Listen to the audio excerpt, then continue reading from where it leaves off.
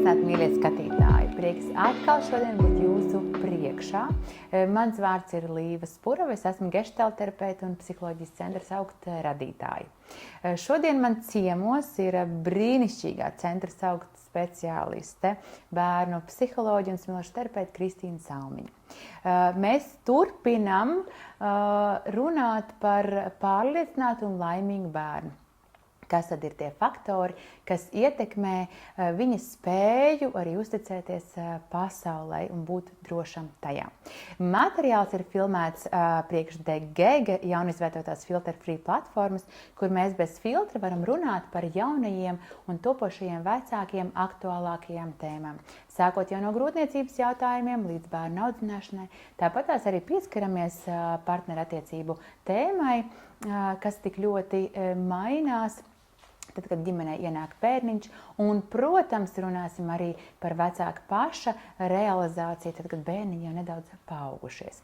Šis projekts tiek veidots ar mērķi atbalstīt jaunos un topošos vecākus. Man tik ļoti patika, ka tu pagājušajā reizē pieminēji tādu lietu kā uzmanību un cik tā ir svarīga, ko mēs pievēršam saviem bērniem.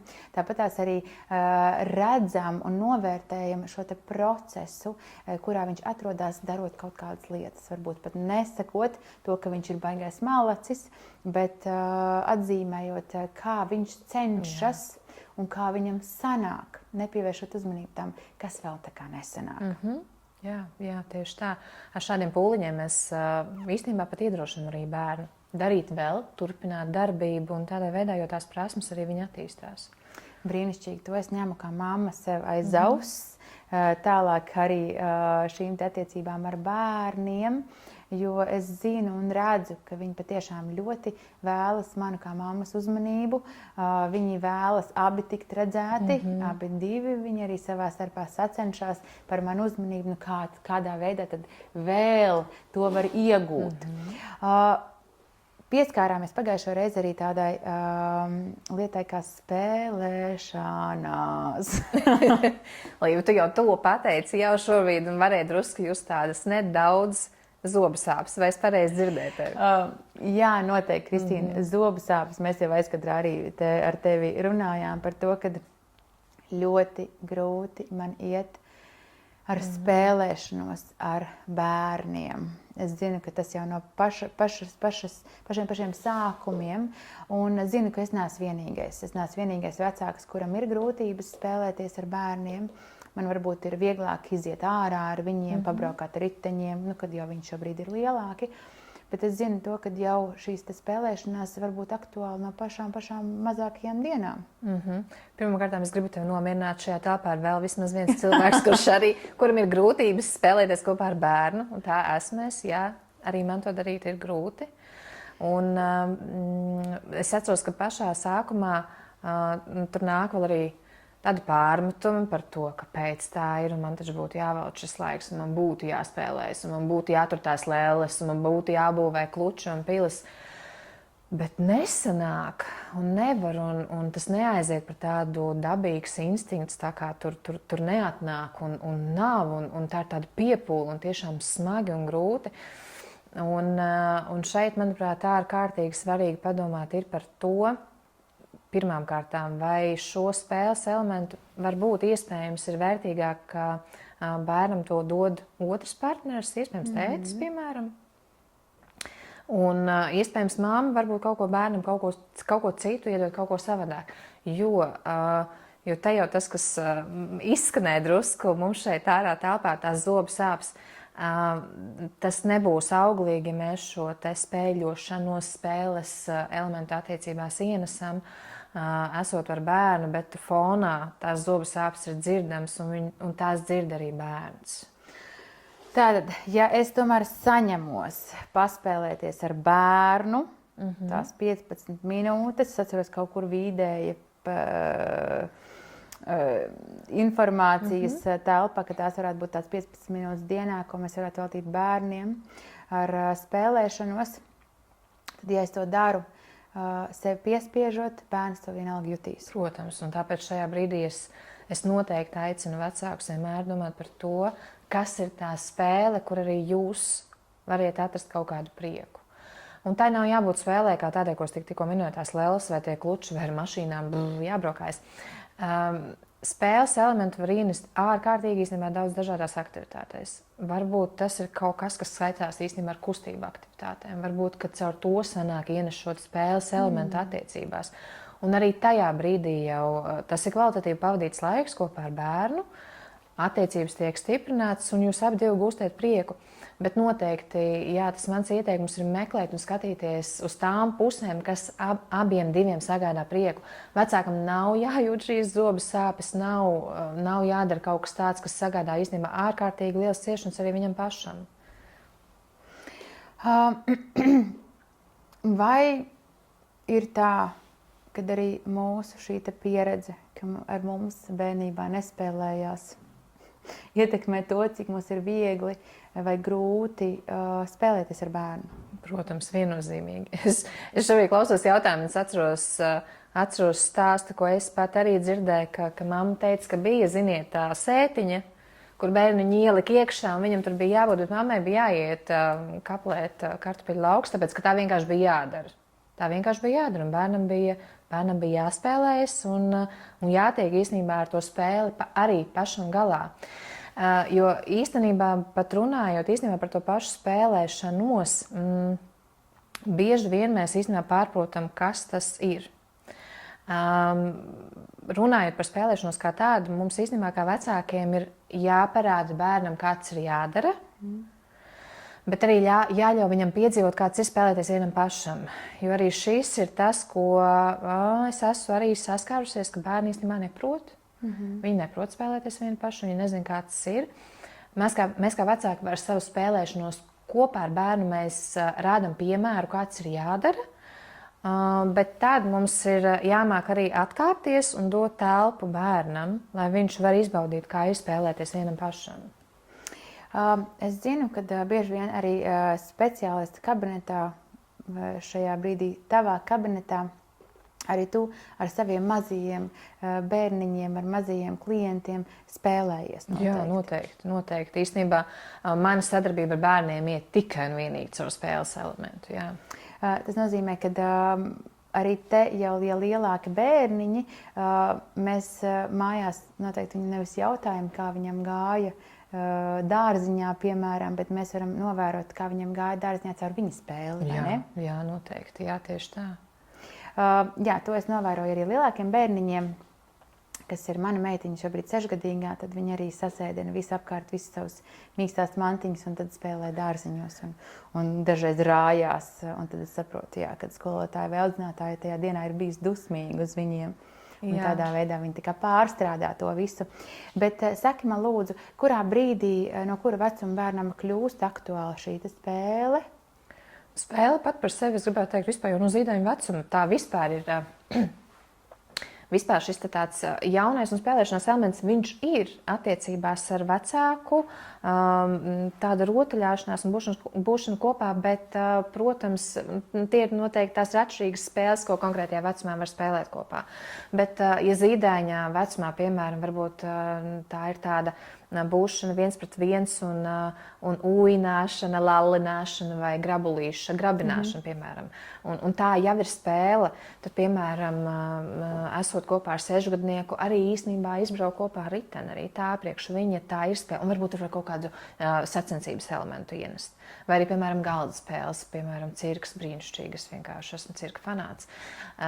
Cirks lieliska spēle, lūdzu, ir spēļu vakars, un mēs to varam spēlēt. Un atkal spēles elements tiek ienests attiecībās. Runājām par to, ka daudziem vecākiem, piemēram, arī kā man un tev, ļoti nepatīk spēlēties. Bet vai ir iespējams iemācīties spēlēties? Es domāju vispār, ka mums kā vecākiem mums ir īstenībā dota otrreizējā biļete. Tas ir arī tas, ko es parasti saviem vecākiem konsultācijās saku. Šī ir otrreizējā iespēja, kas mums ir iedota. Mēs varam piedzīvot kaut ko kopā ar bērnu jaunu, un īstenībā tas var būt arī jauns priekš bērna. Tas arī var būt kaut kas jauns priekš sevis un sevi atklājošs, sevi piepildošs. Un jā, manuprāt, arī spēlēšanās kopā. Arī es pati atceros, ka nevarēja īsti saprast, kas ir tā spēle, kur es jūtos labi, kur es jūtos ērti. Jo attiecīgajā vecuma posmā tur tās spēles nebija priekš manis, un tās bija zobsāpes man. Bet kaut kādā, es neatceros, manuprāt, apmēram 5 gadu vecumā tā bija veikalu spēle. Mēs vienkārši salikām visu, kas mums ir, un mēs gājām, pirkām. Bet es šobrīd atceros un domāju par to, ka ar tā brīža sajūtām es biju priecīga, ka tur bija kaut kādas matemātiskās zināšanas, kaut kāda skaitīšana, kaut kas tāds notiekās. Bet es dzirdu no savas meitas arī šobrīd, kad viņa šobrīd to atcerās, ka mamma tā bija superīga spēle, ko mēs spēlējām kopā, man tas tā patika. Un tas dod tādu pārliecību par to, ka es spēju atrast kaut ko, kur arī man bija prieks piedalīties, ko bija forši darīt, un par ko īstenībā viņa arī tagad atcerās ar tādu prieku, un tas sniedzis ir ieguldījumi arī viņai, un jā, īstenībā savā ziņā arī man. Es zinu to, ka es esmu atradusi to tādu laika pavadīšanu kopā, darot kaut ko aktīvu. Jā. Man sēdēt uz grīdas un spēlēties ar klučiem. Nē, Lego, starp citu, ir vēl viena lieta. Lego man arī brīnišķīgi patīk, jo tur var kaut ko būvēt. Un tad mēs varam būvēt kopā. Es zinu, ka mazākiem bērniņiem, gadīgiem, tas ir varbūt lielāki klucīši, lielākiem jau ir mazāki klucīši. Bet vēl viena lieta tāda kā daudzīšanās. Tās pašas ķerenes, tādas pašas kaut kādas augstāk par zemi, šīs spēles, jo, protams, arī kuras ir lielākiem bērniem, ne zīdainīšiem. Bet arī šis ir veids, kā es esmu atradusi, kā tomēr es varu parādīt, ka es arī protu spēlēties. Jo spēlēties ar lellēm, sēžot uz grīdas, man tās ir lielākās zobu sāpes. Starp citus vecākus arī bieži vien uz šo arī iedrošina. Ļaujieties arī paši tādam savam iekšējam bērnam pasajust viņu, un kaut kādā brīdī ļaujiet tādai bērnu būtībai nākt ārā. Ļaujieties pamuļķoties, ļaujieties padejot muļķīgi, ļaujieties ķēmoties, vai vienkārši ļaujiet, lai tajā brīdī, tajās attiecībās vienkārši tur ienāk prieks un smiekli. Jo bērni dažreiz īstenībā var būt pārsteigti par to, ka viņu vecāki arī var pēkšņi atļauties kaut kādas muļķības, atļauties kaut kādas kustības, jokains, bet īstenībā tas dod tādu cirkstu attiecībām. Un bērniem ir ārkārtīgi forši ieraudzīt, ka viņu vecāki īstenībā arī tur iekšā dziļi, tur ir tas bērniņš, viņš ir bijis un ir kaut kāda daļa, kas veido īstenībā viņu arī šodien un šobrīd. Un ir forši viņu ieraudzīt tajā brīdī acis pret aci. Es atceros, kad mēs aizkadrā arī ar tevi runājām, kad pirmo reizi tā meitiņa ieraudzīja tevi dejojot. Viņai tas bija tik ļoti nepierasti. Tas bija tik īstenībā nepierasti, ka viņa sēdēja un viņa dusmojās uz māmas, kur dejo. Bet, jā, acīm redzot arī, šobrīd arī skatoties uz savu pieredzi, arī mana pieredze bija tāda, ka tas laika posms apmēram no zīdaiņa vecumam līdz apmēram 3 gadiem bija tāds, kad es kā mamma biju konstantās tādās grūtās emocijās, kas nebija vieglas priekš manīm.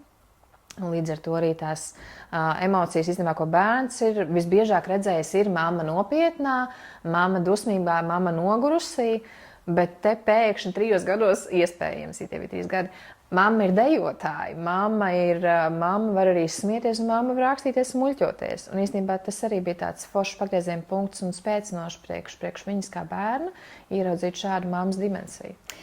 Sarunu noslēdzot, vai tas, ka mēs ļaujamies savam iekšējam bērnam šai spontanitātei kopā ar savu bērnu, kaut kādā veidā var palīdzēt mums arī pieaugušajā dzīvē? Jā, noteikti. Es domāju, šī pieredze noteikti pārnesās arī uz citām attiecībām, jau pieaugušās attiecībās.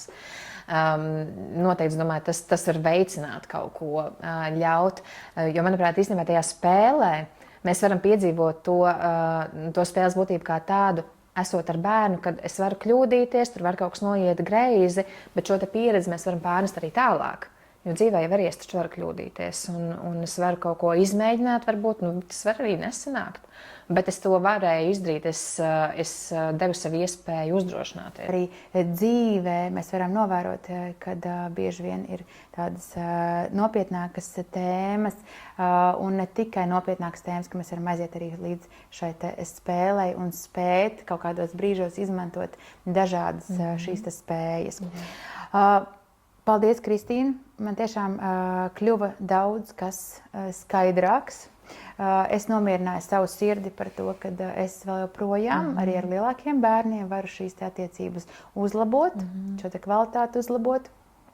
Un šie veidi, kā ar to pašu uzmanību, labajiem vārdiem, spēli, iemācīties arī pašam spēlēties, iemācīties arī pašam būt spontānākam dzīvē.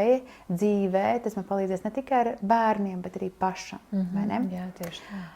Paldies tev liels! Paldies, ka Un, uzaicinājāt. mīļie skatītāji, paldies atkal, kad šodien bijāt kopā ar mums. Mēs nākošais tiekamies ar tevi webinārā. Droši uzdodiet savus jautājumus, jo es gribētu dzirdēt arī jūsu pieredzi. Jā, noteikti. Atā!